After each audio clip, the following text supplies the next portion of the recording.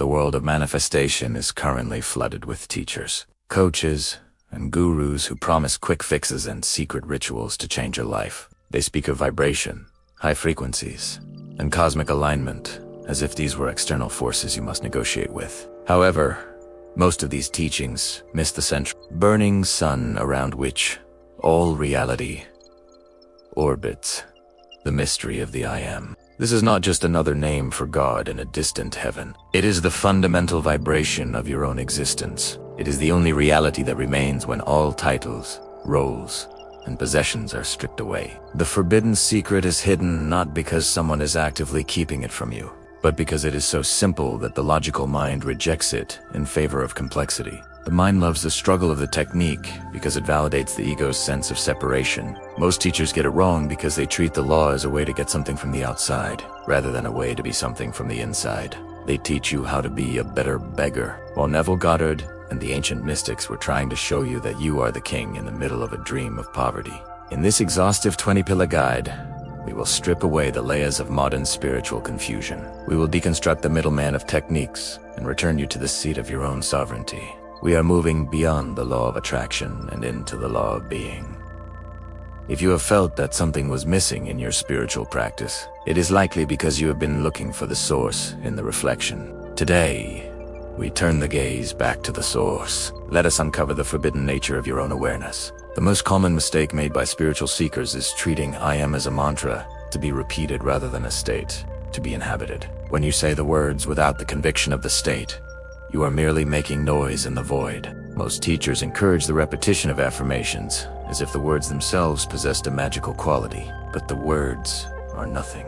The I am is the consciousness that precedes the word. It is the silent observer that exists before any thought, any name, or any desire is born. Teachers often fail because they focus on the what you are saying instead of the who is saying it. If you say I am wealthy while feeling like a person who lacks, you are actually affirming your lack. The I am is always honest. It reflects your deepest conviction, not your superficial speech. To understand the forbidden secret, you must realize that you are not the person trying to manifest. You are the consciousness that allows the person to exist. You are the screen upon which the movie of your life is projected, completely untouched by the drama of the film. The shift required is a move from self-observation to being. You must stop looking at your life through the eyes of a victim of circumstances and start recognizing the I am as the only substantive reality. Most teachers get this wrong by keeping you focused on the me, the egoic personality with its history and limitations. The true secret is to dissolve the me into the I am. When you stand in the pure awareness of existence, without any labels attached, you have reached the point of infinite potential. This is the zero point of creation, where all things are possible. We live in an age of spiritual materialism where people collect techniques like they collect gadgets. There is a method for everything: scripting, water charging, 55 by 5, and endless variations of visualization. While these can be helpful tools to focus the mind, most teachers present them as the cause of the manifestation. This is a fatal error. A technique is merely a permission slip you give yourself to feel the reality of your desire. It is a way to trick the logical mind into letting go for a moment. But the technique itself has zero power. The danger of overemphasizing techniques is that it reinforces the belief that there is a how that must be mastered. This keeps you in the state of a student, always looking for a better way to do it. The forbidden secret is that there is no how. The manifestation occurs the moment the I am accepts the state as a present fact. If you are doing a technique to get something, you are affirming that you don't have it. The very act of doing can become a barrier to being. The more you try, the more you move away from the naturalness of the fulfilled desire. Teachers get this wrong by making the process look like work. They turn the laboratory of the soul into a factory of effort. To fix this, you must realize that you are the power behind the technique. If a ritual works, it is only because you assumed it would and allowed yourself to enter the state. You can skip the ritual entirely if you have the courage to simply assume the feeling of the wish fulfilled. The ultimate technique is the realization that you don't need techniques. You are the source, and the source does not need to script or count in order to create. There is a profound distinction between the God state and the ego state that many teachers fail to clarify. The ego state is rooted in the belief in secondary causes. It believes that the economy, the boss, the partner, or luck are the reasons for success or failure. This state is inherently competitive and fearful because it feels it must protect its territory against an external world. When most people manifest, they're trying to manifest from this ego state, which is like trying to build a castle on shifting sand. The Ga state, or the realization of the I am, is the recognition of the self as the only cause. In T state, there is no other to fight or convince. You understand that the world is a mirror, not a prison. When you operate from the I am, you are not trying to change the world. You are changing your assumption of yourself, knowing the world must follow. Most teachers keep their students in the ego state by talking about manifesting your best life, which implies there is a you that is separate from the life you want. The forbidden secret is that you are not in the world. The world is in you. To awaken to the I am is to step out of the ego state and into the sovereignty of the Creator. This requires a radical surrender of the small self. It means letting go of the need to be right, the need to complain, and the need to defend your limitations. When you stop being the person and start being the presence, the rules of the 3D world no longer apply to you. You have moved from the realm of effect to the realm of cause. Have you ever wondered what the true secret to creating your reality is? We hear so much about manifestation, but what if I told you the most powerful method has been right here, within you, all along? Today, we're diving deep into the core of creation, beyond complicated techniques, to the simply profound truth of I am. Most manifestation teachings talk about asking a higher power, a universe, or some external force for what you want. You ask, you hope, and you wait. This creates a separation, a gap between you and your desire. It positions you as someone who lacks, and your desire as something outside of you that needs to be brought in. This is what I call the middleman concept. You're essentially outsourcing your creative power. But the law of assumption, as taught by the great mystic Neville Goddard, completely removes this middleman. The law states that your consciousness, your awareness of being, is the one and only reality. What you assume to be true hardens into fact. There's no one to ask but yourself. The creative power isn't out there. It is your own wonderful human imagination. The universe isn't a cosmic waiter taking your order. You are the source, the creator, and the experience all at once. The feeling of I am as God. It's the power that brings worlds into existence. So, how do we tap into this? In our noisy world, we're constantly bombarded with external stimuli, news, social media, other people's opinions. All of this reinforces our current reality and our old stories. To create something new, we must first turn down the volume of the outside world and go within. Find a quiet space, close your eyes, and just be. Don't try to force anything. Simply become aware of your own awareness. Feel the stillness, the quiet hum of your own being. This is the fertile ground where new realities are planted. In this state of silence, you begin to feel your own presence, your I amness. It's a feeling of pure being, without any labels attached. It's not, I am a doctor or I am struggling. It's just I am. This is your true self, your consciousness. This is the potter, and all the experiences of your life are the clay. Now, once you're in this state, you introduce the feeling of your wish fulfilled. This is where the magic happens. You're not asking for it. You are assuming it. You are claiming it. If you desire wealth, you don't say, I will be wealthy. That places it in the future, forever out of reach. Instead, you feel I am wealthy. Feel the relief, the security, the freedom that comes with that state. What would it feel like right now if it were true? Immerse yourself in that feeling. Let it saturate your consciousness. This brings us to a crucial point. Dying to the old self. To truly live in your new assumption, the old man, the person who lacked the thing you desire, must be left behind. You can't be wealthy and poor at the same time. You can't be loved and unloved simultaneously. You have to choose which reality you will occupy. This dying isn't literal, of course. It's a mental and emotional letting go. You stop telling the old stories. You stop reacting from the old patterns. You stop identifying with the person who didn't have what they wanted. Every time a thought comes up that contradicts your new reality, a doubt, a fear, a reminder of past lack, you simply turn away from it. You don't fight it. You don't argue with it. You just gently return your focus to your new state of being. You return to the feeling of, I am wealthy, I am loved, I am successful. This is an act of mental discipline and faith in your own creative power. It's a revision of your inner self. Think of it like this. Your imagination is the creative studio, and the present moment, the eternal now, is the only time creation ever happens. The past doesn't exist except in your memory, and the future doesn't exist except in your imagination. All power is in this very moment. When you say I am, you're making a declaration in the only moment that has power. Now. So, when you practice this, you aren't trying to manipulate the future. You are changing who you are, right now. You live and act from the end. If you were already the person you want to be, how would you think? How would you feel? How would you carry yourself throughout your day? You start embodying that version of you now. You don't wait for the external world to change first. Your inner change is the cause. The external change is the effect, the shadow that must follow. Let's make this practical. Instead of spending your days worrying about how your desire will come, you spend your moments feeling how wonderful it is that it's already done. When you're washing dishes, feel the gratitude of your wish fulfilled. When you're driving, feel the peace of your new reality. You are living in the end, mentally and emotionally. This is not about pretending or faking it till you make it.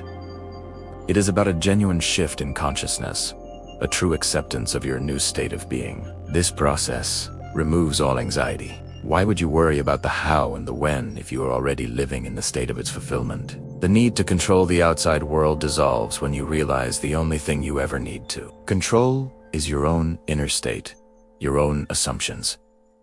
What about evidence from the 3D world? What if things look the same? Your senses only report the past. They show you the results of your previous states of consciousness. To change your reality, you must be loyal to the unseen reality within you, not the old reality outside of you. Persist in your new assumption. Walk by faith, not by sight. Faith is loyalty to your unseen reality. This is the ultimate freedom, the knowledge that you are not a victim of circumstances, but the creator of them. Everything you see in your world is a reflection of a state of consciousness you once occupied. If you don't like what you see, you have the power to change it by changing your state. You are not a puppet. You are the power itself. So, I invite you to try this. Let go of the need for an external savior. Tonight, before you sleep, get quiet. Feel the simple, powerful awareness of I am. Then, clothe that awareness with the feeling of your wish fulfilled. Feel it as a present fact. Don't ask how. Just know that it is done. Fall asleep in that assumption. Carry that feeling into your day tomorrow. The world is your mirror. It has no choice but to reflect the person you have assumed yourself to be. The middleman is gone. It's just you. Your consciousness is the Alpha and the Omega, the beginning and the end of all creation in your world. You are that powerful. Thank you for joining me on this deep dive into I Am. If this resonated with you, let me know in the comments, and be sure to subscribe for more insights into the power of your own consciousness. Until next time, remember who you truly are. One of the most popular concepts in modern manifestation is raising your vibration. Teachers tell you that you must be happy, positive, and high vibe at all times to attract good things. This creates a dangerous, toxic positivity where people feel guilty for having human emotions like sadness or anger. They believe they have ruined their manifestation because they had a bad day. This is a massive deception that keeps people trapped in a cycle of emotional management instead of spiritual creation. The forbidden secret is that the I Am is the source of all vibrations, but it is not a vibration itself. It is the steady, unmoving ground upon which all frequencies dance. You do not need to raise your vibration to manifest. You need to change your assumption. You can manifest from a state of quiet, neutral conviction just as easily as from a state of high excitement. In fact, intense excitement often signals that the manifestation feels unnatural to you. The I Am does not care about your emotional frequency. It cares about your identity. Teachers get this wrong by making the process depend on your mood. But your mood is a secondary effect of your state.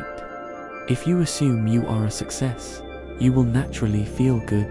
Trying to feel good to become a success is putting the cart before the horse. To fix this, stop obsessing over your vibe. Instead, focus on your being.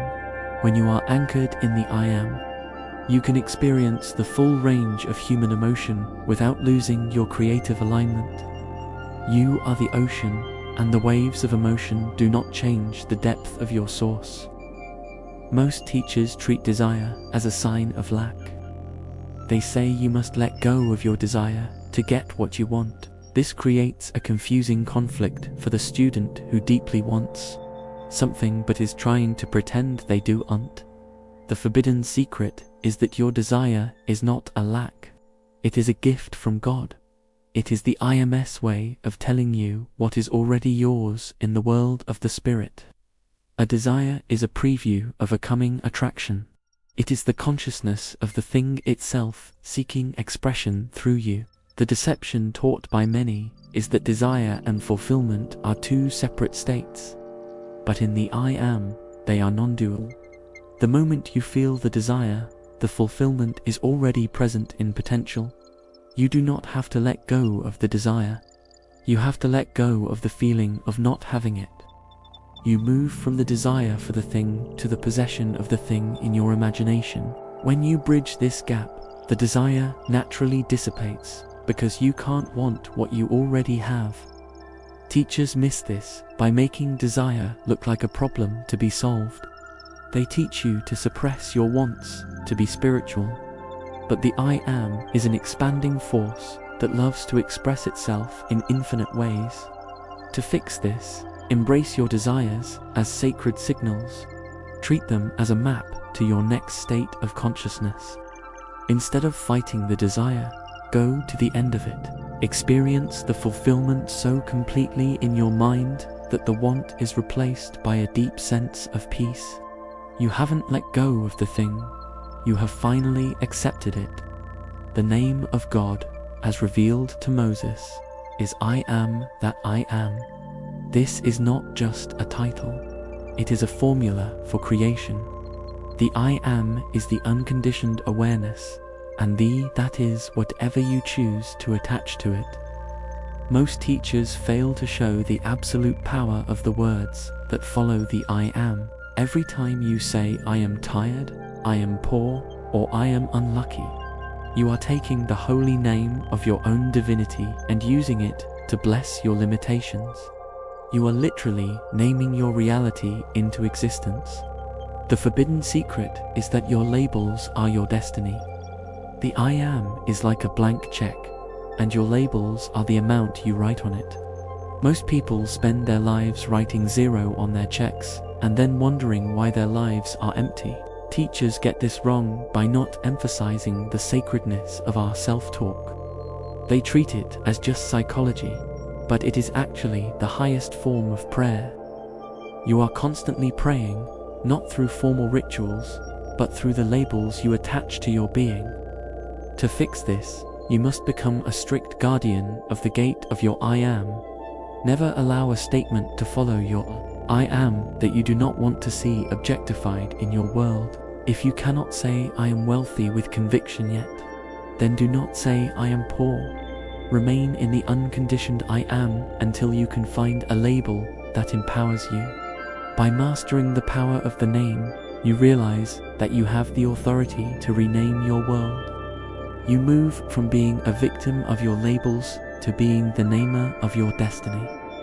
Most people spend their entire lives trying to fix the mirror. They see a reflection they don't like, a bad relationship, a lack of money, or a health issue, and they try to use their hands to change the image in the glass. This is what Neville called the struggle of the world.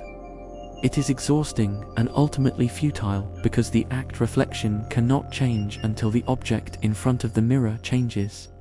Most teachers keep you focused on the reflection by giving you strategies to deal with the 3D world. The forbidden secret is that the 3D world is a dead reflection.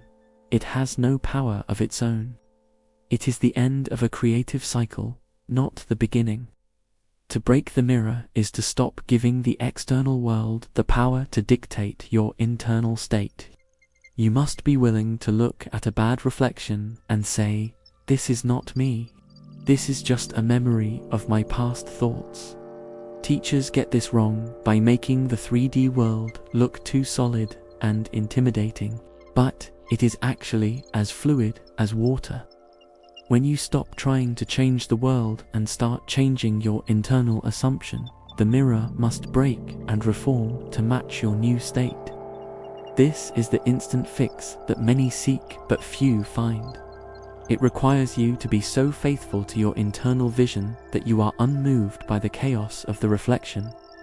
Break the habit of reacting to the 3D. Instead, act from the 4D. When the cause, the I am, is altered, the effect, the world, is compelled to follow. You are no longer at the mercy of the mirror. You are the one who dictates the image. One of the most profound secrets of the I am is that you have the absolute right to choose any state of consciousness, regardless of your current circumstances or your past. Most teachers unknowingly limit their students by suggesting that they must heal their past or clear their karma before they can manifest. This implies that there are external forces that can veto your choice. But the I am is above karma, above history, and above lineage. It is the absolute sovereign of its own experience. The forbidden secret is that you can choose to be a completely different person right now. You don't need to process your trauma for years or wait for the planets to align. You simply need to have the courage to choose a new state and stay there. Most teachers miss this because they are invested in the process of healing. But the I am is already whole. The process is often just a way for the ego to delay the responsibility of choice. When you realize your sovereignty, the process becomes unnecessary. The law of attraction is a term that has become so diluted that it often does more harm than good. It implies that you are a magnet attracting things from the outside. This reinforces the idea of space and distance between you and your desire. It makes the world look like a vast marketplace where you have to find the right frequency to get what you want. Neville Goddard didn't teach the law of attraction. He taught the law of assumption, which is the forbidden secret of the I am. The difference is subtle but massive. Attraction implies getting, assumption implies being. When you assume a state, you are not attracting it from somewhere else. You are awakening it from within yourself. Everything that can possibly exist already exists in the infinite field of the I am. You are not a magnet. You are a projector. The law of attraction keeps you in the role of a consumer, while the law of assumption restores you to the role of a creator. Teachers get this wrong by keeping you in the pursuit of things. To move beyond the law of attraction, stop trying to pull things toward you. Instead, occupy the state of having them. If you want love, do not try to attract a partner. Inhabit the state of being a person who is deeply loved. This shift in consciousness removes the need for attraction because it eliminates the distance. The world doesn't bring you things, it reflects who you are. When you assume the state, the thing is already there. The law of assumption is the shortcut that the law of attraction teachers rarely mention. The ancient scriptures say that you are the temple of the living God. This is not a metaphor. It is a literal description of the I am. Most teachers get this wrong by treating spirituality as something that happens in special places. They make the student believe they need to go somewhere to find the divine. But the forbidden secret is that the divine is currently inhabiting your physical body as your own awareness. You are the temple, and the I am is the deity upon the altar. This realization brings a profound level of self-respect and awareness. Every thought you think is a sacrifice offered in your temple. Every feeling you inhabit is a ritual performed. Most people are polluting their temples with thoughts of resentment, fear, and lack, and then wondering why their lives are chaotic. Teachers often miss the importance of mental hygiene. They don't emphasize that your consciousness is a sacred space that must be guarded with absolute devotion. To honor your temple, you must stop allowing unclean thoughts to dwell there. An unclean thought is simply any thought that denies your own divinity or the fulfillment of your desire. You are the high priest of your own mind. You have the power to decide what is allowed to stay and what must be cast out. When you treat your consciousness as a living temple, your life takes on a quality of grace and power. You realize that you are never alone. The I Am is always with you, waiting for you to offer the sacrifice of a new, higher assumption. Neville Goddard's most famous book is Feeling is the Secret. Yet many teachers still struggle to explain what this truly means. They think feeling means emotion, like being happy or excited. But the forbidden secret is that feeling, in the spiritual sense, means the sense of reality. It is the internal conviction that something is true. It is the click you feel when you stop wanting and start knowing. This feeling is the command that the I Am sends to the subconscious to manifest. Most teachers get this wrong by encouraging their students to force emotions. They try to make themselves feel high vibe, even when they are miserable. This is not the feeling that creates. The creative feeling is the quiet, calm sense of naturalness. It is the feeling you have when you know your name or when you know you are sitting in a chair. It is a fact when your desired reality feels as natural to you as your current reality. The manifestation is inevitable. The I Am has spoken. To master the command of feeling, move away from emotional intensity and toward psychological certainty. Ask yourself, what would it feel like right now if my wish were a fact? The answer to that question is not a surge of adrenaline. It is a deep, soul-level relief. It is the feeling of, thank God, it's finally over. This sense of relief is the signature of the wish fulfilled. When you can produce this feeling at will, regardless of the 3D circumstances, you have mastered the forbidden secret of creation. Manifestation is often presented as a way to add to your life, but the secret of the I Am is that it is often about subtracting. To become who you want to be, you must be willing to sacrifice who you currently are. This is the forbidden part of the secret because the ego hates the idea of sacrifice. It wants to keep its old habits, its old grievances, and its old identity while also having the new results. But you cannot have two masters. You cannot serve both the poor me and the rich I Am. Teachers often avoid talking about sacrifice because it sounds negative, but in the original sense, sacrifice means to make sacred. When you sacrifice your old self, you are letting go of the profane to make room for the divine. You are sacrificing your right to complain, your right to be a victim, and your right to be limited. This is the only price the I Am asks for its treasures. You must give up the old state completely, without looking back, like Lot's wife. The fix for a stagnant manifestation is often to look at what you are still holding on to. Are you still identified with being a person who was wronged? Are you still identified with the struggle? The I Am cannot move into the new state as long as you are still tethered to the old one. Be willing to let the old version of you die. Be willing to be wrong about your past limitations. When you make this sacrifice, you create a vacuum that the I Am immediately fills with the new, higher reality. One of the most misunderstood stages of the I Am process is the Sabbath.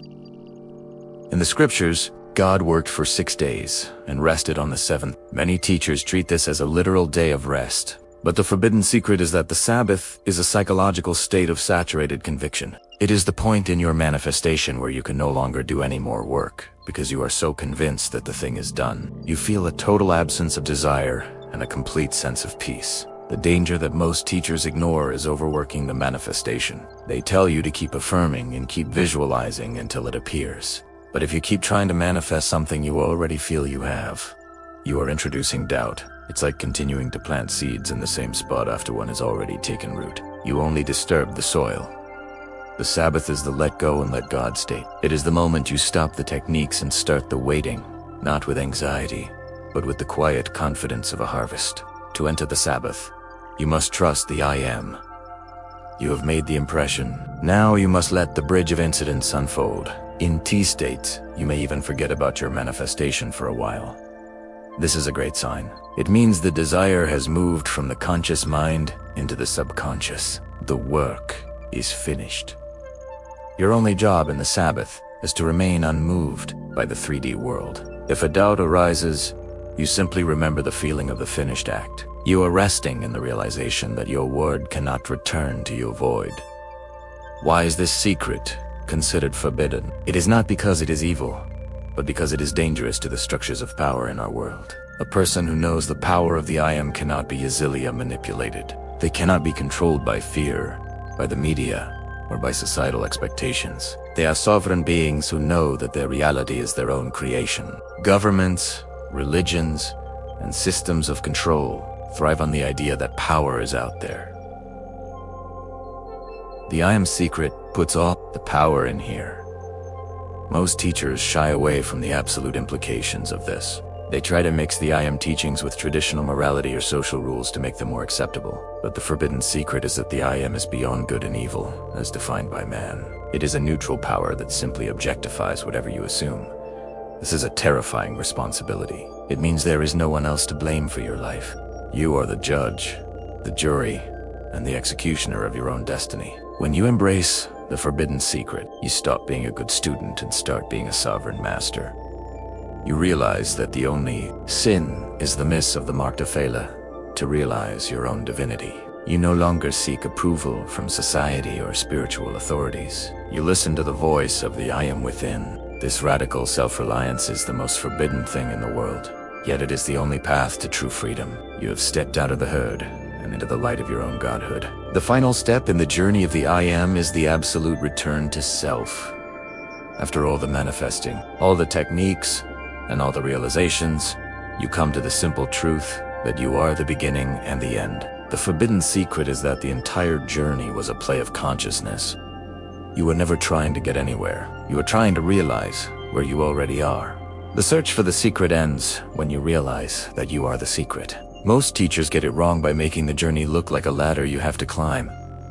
But it is not a ladder. It is an awakening in your own bed. You are the dreamer who has forgotten they are dreaming. The manifestations you have achieved along the way were just the toys of the child God. The ultimate prize is the recognition of your own I Amness as the eternal, unchanging source of all that is. This is the peace that no 3D event can ever take away. In the final return to self, you live with a sense of holy play. You manifest beauty and abundance, not because you need them to be happy, but because it is the nature of the I Am to express itself in beautiful ways. You have reached the state of I and my Father are one. You walk the earth as a human, but you know you are the divine. This is the final awakening. The forbidden secret is no longer a secret. It is your lived reality. You are the I Am, and it is finished.